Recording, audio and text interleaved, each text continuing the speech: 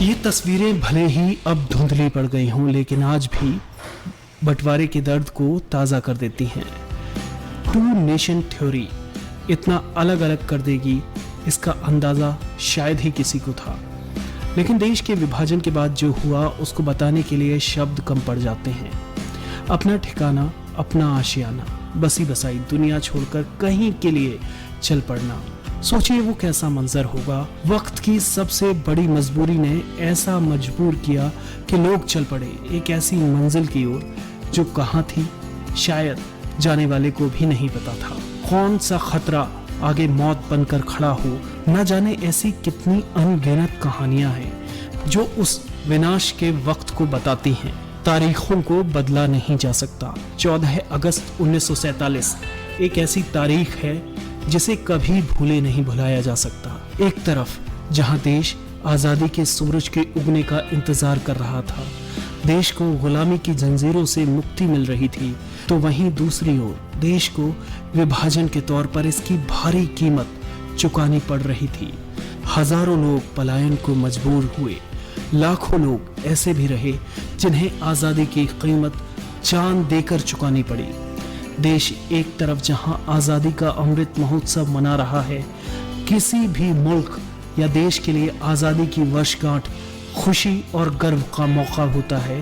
देश को 15 अगस्त 1947 को आजादी हासिल हुई, लेकिन भारत को जो स्वतंत्रता मिली थी उसके साथ साथ सौगात में हमें विभाजन रूपी विभीषिका का दंश भी मिला था। नए स्वतंत्र भारतीय राष्ट्र का जन्म विभाजन के हिंसक दर्द के साथ हुआ, जिसने लाखों भारतीयों पर पीड़ा के स्थायी निशान छोड़े। 1947 में विभाजन के कारण मानव जाति के इतिहास में सबसे विनाशकारी विस्थापनों में से एक देखा गया।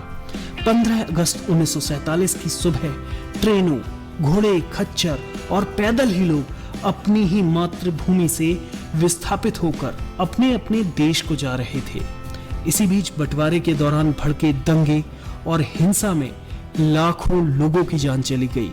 ये विचलित करने वाली घटना थी। ऐसी भीषण त्रासदी थी जिसमें करीब 20 लाख लोग मारे गए, 1.5 करोड़ लोग पलायन को मजबूर हुए। ये विभाजन मानव इतिहास के सबसे बड़े विस्थापनों में से एक है, जिससे लाखों परिवारों को अपने पैतृक गांव और शहरों को छोड़ना पड़ा और शरणार्थी के रूप में एक नया जीवन जीने के लिए मजबूर होना पड़ा। विभाजन की सबसे बड़ी कीमत जिन राज्यों को चुकानी पड़ी उसमें पंजाब और बंगाल शामिल हैं। लेकिन विभाजन का सबसे ज्यादा दंश जिस राज्य ने झेला वो पंजाब था। पंजाब में हिंदू, मुस्लिम और सिखों समेत अलग अलग समुदायों की आबादी का ठिकाना था। हंसता खेलता प्रदेश, लहलहाते खेत और अटखेलियां करती नदियां। लेकिन विभाजनकारी षड्यंत्र ने इसे 2 भागों में विभाजित करके इसकी विरासत और संस्कृति पर गहरा आघात किया। भारत के हिस्से में आने वाले पंजाब को पूर्वी पंजाब यानी भारतीय पंजाब और पाकिस्तान के हिस्से में जाने वाले पंजाब को पश्चिमी पंजाब या पाकिस्तानी पंजाब के रूप में जाना जाता है। 5 नदियों की भूमि पंजाब ने लोगों के साथ साथ नदियों और पानी को भी बढ़ते हुए देखा। सतलज, रावी और ब्यास भारतीय पंजाब में और बाकी 2 नदियां चिनाब और झेलम पाकिस्तानी पंजाब के हिस्से में आई। आज़ादी मिलने के साथ ही देश को जो विभाजन रूपी दंश मिला था उसे भुलाया नहीं जा सकता। त्रासदी के घाव इतने गहरे रहे कि आज भी देश के बहुत बड़े हिस्से, खासकर पंजाब और बंगाल में बुजुर्ग लोग 15 अगस्त को सिर्फ विभाजन के रूप में ही याद करते हैं। यह त्रासदी मानव इतिहास के सबसे बड़े पलायन की वजह बनी। पहली बार किसी सरकार ने विभाजन की विभीषिका को आधिकारिक रूप से राष्ट्रीय त्रासदी की मान्यता देने का फैसला लिया तो वो थी प्रधानमंत्री नरेंद्र मोदी के नेतृत्व वाली बीजेपी सरकार। प्रधानमंत्री नरेंद्र मोदी ने 14 अगस्त 2021 को ऐलान किया कि हर साल 14 अगस्त विभाजन विभीषिका स्मृति दिवस के रूप में मनाया जाएगा।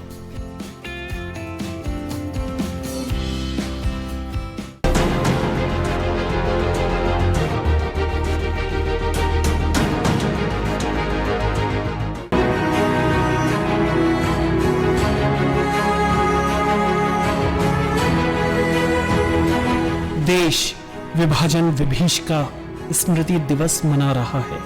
इसे 1947 के विभाजन के दौरान विस्थापित और पलायन कर चुके लोगों की याद में मनाया जाता है।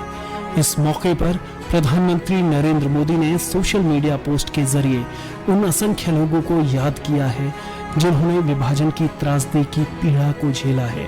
उन्होंने कहा कि आज उन सभी लोगों के साहस को सम्मानित करने का दिन है। प्रधानमंत्री ने कहा है कि विभाजन से प्रभावित बहुत से लोगों ने अपने जीवन की पुनः शुरुआत की और अपार सफलता अर्जित की। उन्होंने देश के एकता और भाईचारे की भावना को सदैव संरक्षित रखने और प्रतिबद्धता पर जोर दिया। वे सभी लोग जिन्होंने विभाजन के दौरान अपनी जान गंवाई और अपनी जड़ों से अलग हो गए। केंद्रीय मंत्री अमित शाह, राजनाथ सिंह और जेपी नड्डा समेत बीजेपी के कई वरिष्ठ नेताओं ने विभाजन विभीषिका स्मृति दिवस के मौके पर भारत के बंटवारे के पीड़ितों को श्रद्धांजलि अर्पित की है। अपने संदेश में नेताओं ने कहा है कि वे एक सशक्त भारत के निर्माण के लिए काम कर रहे हैं ताकि फिर कभी इस देश को ऐसे कठिन दौर से न गुजरना पड़े। केंद्रीय गृह मंत्री अमित शाह ने 1947 में भारत के विभाजन के दौरान अमानवीय पीड़ा से गुजरने वाले को श्रद्धांजलि अर्पित की है। उन्होंने अपने संदेश में कहा कि जो राष्ट्र अपने इतिहास को याद रखता है वो मजबूत भविष्य बना सकता है और एक शक्तिशाली देश के रूप में उभर सकता है। ब्रिटिश औपनिवेशिक शासन ने 1947 में आज ही के दिन भारत का बंटवारा कर दिया था, जिससे पाकिस्तान का एक नए राष्ट्र के रूप में जन्म हुआ था। बंटवारे के बाद बड़े पैमाने पर हुए दंगों में लाखों लोग विस्थापित हुए थे और कई लोगों की जान चली गई थी। अमित शाह ने एक्स पर एक पोस्ट में कहा, आज विभाजन विभीषिका स्मृति दिवस पर उन लाखों लोगों को श्रद्धांजलि देता हूं जिन्होंने इतिहास के सबसे क्रूर प्रकरण के दौरान अमानवीय पीड़ाओं का सामना किया, जीवन खो दिया और बेघर हो गए। उन्होंने लिखा कि अपने इतिहास को स्मृति में बसाकर उससे सीख लेकर ही एक राष्ट्र अपने मजबूत भविष्य का निर्माण कर सकता है और एक शक्तिशाली देश के रूप में उभर सकता है। प्रधानमंत्री नरेंद्र मोदी के प्रयास से इस दिवस को मनाने की परंपरा राष्ट्र निर्माण की ओर से उठाया गया मजबूत कदम है। रक्षा मंत्री राजनाथ सिंह ने सोशल मीडिया मंच एक्स पर एक पोस्ट में कहा कि विभाजन विभीषिका स्मृति दिवस पर मैं उन सभी लोगों के प्रति अपनी श्रद्धांजलि अर्पित करता हूं जो देश के विभाजन से पैदा हुई परिस्थितियों में हिंसा और नफरत के शिकार हो गए। आज वर्षों बाद भी उसकी पीड़ा देश में महसूस की जाती है। उन्होंने कहा कि विभाजन के उस विभीषिका को याद करके हम सभी लोग प्रधानमंत्री नरेंद्र मोदी के नेतृत्व में एक नए, एकजुट और सशक्त भारत के निर्माण के लिए काम कर रहे हैं, जिससे फिर कभी इस देश को ऐसे कठिन दौर से न गुजरना पड़े। केंद्रीय मंत्री और बीजेपी अध्यक्ष जेपी नड्डा ने कहा कि विभाजन विभीषिका स्मृति दिवस 1947 के क्रूर घटनाक्रम का स्मरण कराता है, जब संसार को वसुधैव कुटुंबकम और सर्वे भवन्तु सुखिनः का संदेश देने वाले हमारे महान राष्ट्र को राजनीतिक स्वार्थ के लिए बांट दिया गया था। उन्होंने कहा कि इस दौरान लोगों ने अत्यंत अमानवीय यातनाएं सही, पलायन के निर्दयी कष्ट उठाए, अपने परिश्रम से कण कण जोड़कर बनाए घर द्वार संपत्ति से वंचित हो गए। असंख्य लोगों ने अपना जीवन खो दिया। उन्होंने कहा कि प्रधानमंत्री नरेंद्र मोदी के नेतृत्व में विभाजन विभीषिका स्मृति दिवस मनाने का निर्णय हमें उन समस्त काले अध्यायों और घटनाओं का स्मरण कराता है। ये हमारे महान राष्ट्र को अखंड, शक्तिशाली और महान होने की दिशा में अग्रसर करेगा। केंद्रीय मंत्री नितिन गडकरी ने कहा कि 1947 में धर्म के आधार पर हुआ देश का विभाजन भारतीय इतिहास का एक अमानवीय और काला अध्याय है। उन्होंने कहा कि आज विभाजन विभीषिका स्मृति दिवस पर उन सभी लोगों को स्मरण करते हुए श्रद्धांजलि अर्पित करता हूं जिन्हें देश के विभाजन के समय अपनी जिंदगी गंवानी पड़ी। देश इस विभाजन की विभीषिका कभी नहीं भूलेगा। विदेश मंत्री एस जयशंकर ने कहा कि विभाजन एक ऐसा कार्य था जिसके मानवीय परिणाम इसके भू राजनीतिक परिणामों से मेल खाते थे। विभाजन विभीषिका स्मृति दिवस पर हम उन सभी को अपनी श्रद्धांजलि अर्पित करते हैं जिन्होंने अकल्पनीय दर्द और पीड़ा को सहन किया। प्रधानमंत्री ने 2021 में विभाजन विभीषिका स्मृति दिवस के बारे में घोषणा करते हुए कहा कि ये दिवस लोगों के संघर्ष और बलिदान की याद में मनाया जाएगा। अब से हर वर्ष 14 अगस्त को विभाजन विभीषिका स्मृति दिवस के रूप में याद किया जाएगा। जो लोग विभाजन के समय अमानवीय हालात से गुजरे, जिन्होंने अत्याचार सहे, जिन्हें सम्मान के साथ अंतिम संस्कार तक नसीब नहीं हुआ, उन लोगों का हमारी स्मृतियों में जीवित रहना भी उतना ही जरूरी है।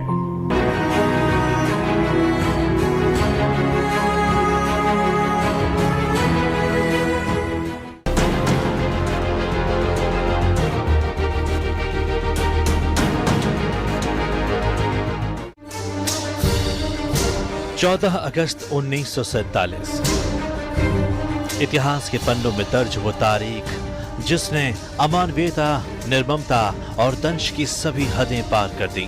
भारत और पाकिस्तान के दो टुकड़ों में विभाजन की तस्वीर बेहद दर्दनाक है। सरकारी आंकड़े कहते हैं कि विभाजन की विभीषिका में हुए सांप्रदायिक दंगों में 10 लाख लोग मारे गए, 1.5 करोड़ लोगों की पुश्तैनी जमीन छिन गई, करोड़ों की आबादी ने रिफ्यूजी कैंप में शरण ली, 55,000 हिंदुओं और सिख महिलाओं के साथ अपहरण और बलात्कार जैसे दुर्दांत वारदातें हुई। जिन्ना की महत्वाकांक्षा और तत्कालीन कांग्रेसी नेताओं के अहम की लड़ाई ने भारत को 2 हिस्सों में बांट दिया। देश के विभाजन के कारण अपनी जान गंवाने और अपनी जड़ों से विस्थापित हुए सभी लोगों को श्रद्धांजलि देने के लिए पीएम मोदी ने हर साल 14 अगस्त को विभाजन विभीषिका स्मृति दिवस मनाने का आह्वान किया। इसका मकसद वर्तमान और आने वाली पीढ़ियों को विभाजन के दर्द और पीड़ा की स्मृति से अवगत कराना है। अब से हर वर्ष 14 अगस्त को विभाजन विभीषिका स्मृति दिवस के रूप में याद किया जाएगा। जो लोग विभाजन के समय अमानवीय हालात से गुजरे, जिन्होंने अत्याचार सहे, जिन्हें सम्मान के साथ अंतिम संस्कार तक नसीब नहीं हुआ, उन लोगों का हमारी स्मृतियों में जीवित रहना भी उतना ही जरूरी है। मौजूदा केंद्र सरकार ने विभाजन विभीषिका की स्मृतियों को देश के सामने फिर से सहेज कर रखने का काम भी किया है और स्मारक बनाकर नई पीढ़ी तक पहुंचाने का प्रयास भी किया है। नई पीढ़ी भी सरकार के इस प्रयास से खुद को जोड़ रही है और विभाजन के समय की कई गलतियों से सीखने की कोशिश कर रही है ताकि देश की एकता बनी रहे। विभाजन के कारण मानव इतिहास में सबसे बड़ा पलायन हुआ, जिससे लगभग 2 करोड़ लोग प्रभावित हुए। लाखों परिवारों को अपने पुश्तैनी गांव, शहर को छोड़ना पड़ा और शरणार्थी के रूप में एक नया जीवन तलाशने के लिए मजबूर होना पड़ा। विभाजन का दंश पीड़ितों और उनके परिवारों के जहन में आज भी ताजा है। देश के विभाजन के दर्द को कभी भुलाया नहीं जा सकता है। अपनी आजादी का जश्न मनाते हुए कृतज्ञ राष्ट्र मातृभूमि के उन बेटे बेटियों को भी नमन करता है जिन्हें हिंसा के उन्माद में अपने प्राण गंवाने पड़े।